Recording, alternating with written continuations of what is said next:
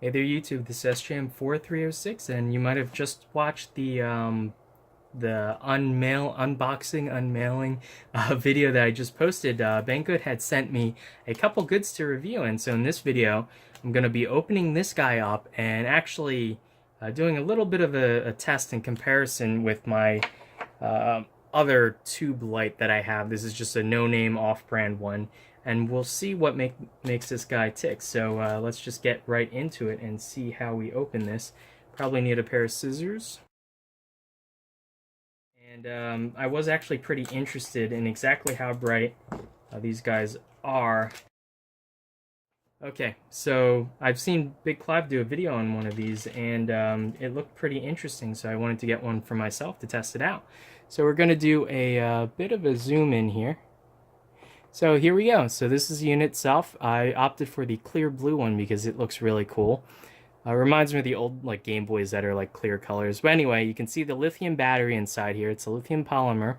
The on-off switch, the super bright LED, and this is going to be like the higher wattage variant. It's not just a standard, super bright 5mm. And we have the little port on the side here that if you get your fingernail in there, you can actually remove, and you can expose the micro USB, I believe that is, a charging port. So actually, I do have a micro USB port kicking around here.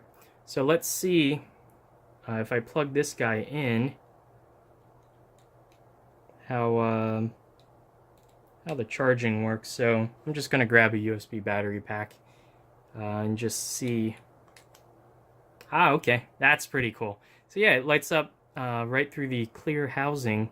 Basically just 4 screws. I probably am not going to open this. You can head over to Big Clive's channel. He has done a full teardown of this.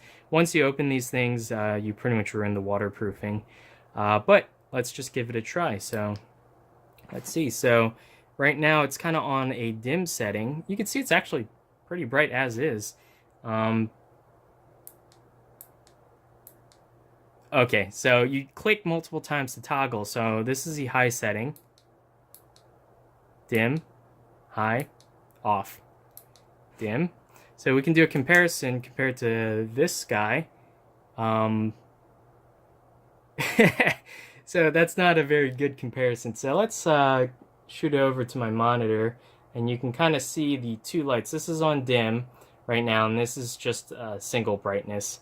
And then we can turn it on. So how this works is if you click and then just wait a couple seconds, then it'll kind of get out of the brightness changing mode, and so the next click will just turn it off. If you want to turn it on high, you have to do kind of 2 clicks in a row within like half a second of each other, and then likewise you can just turn it off. So let's compare highest brightness mode on this compared to just this guy.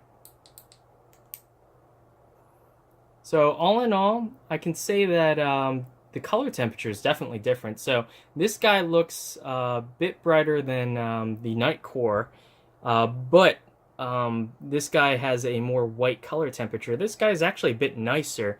The Nitecore flashlight is sort of a warm whitish. It's definitely more yellow, which is actually, I find, a bit easier on the eyes. So you can use this for reading, or just if you're rummaging through your backpack or something like that in the dark and you want to find something. It's kind of a nice color. I like that. Almost a golden yellow white sort of. And yeah, definitely between the dim though, I can see why this would run for 40, what did it say, like 45 hours. This is just good for generally seeing your way around if you're in a dark area.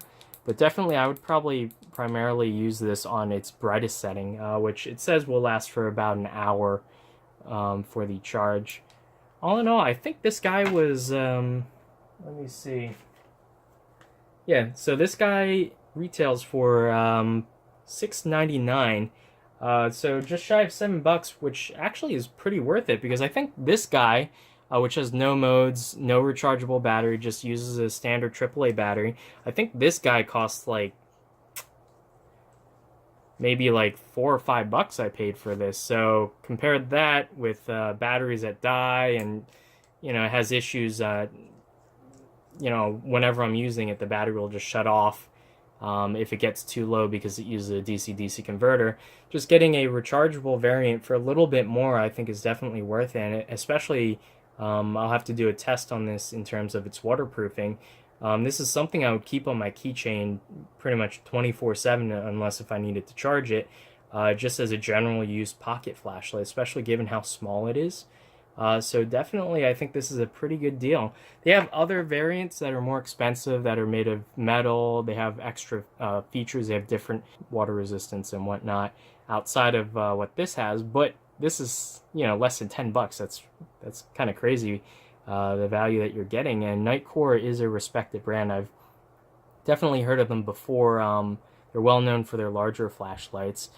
So, you know, it's not like you're just getting a knockoff, no-name brand here.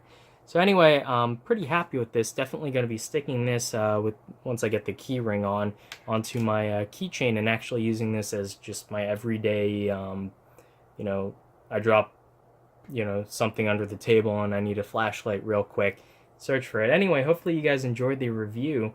And once again, thanks for Banggood for sending this in for me to take a gander at. Just gonna see if maybe we can get a close-up. There we go. You can just about see there is a little bit of circuitry in there for the toggle functionality. If you press and hold it, it works as a momentary flashlight. Okay, never mind. I totally got that wrong. So yeah, that's actually pretty useful, so you don't have to mess around with toggling or anything. It just works like a momentary button. So yeah, it's pretty cool. So let's see. Yeah, okay, there we go. So if you put it on low, and then you press and hold the button, it'll kind of increase in brightness, and you can see it wraps around eventually. So you can set it variable brightness between high and low to any level that you want. That's actually pretty cool. So the chip inside must be pulse width modulating the LED, which is pretty cool.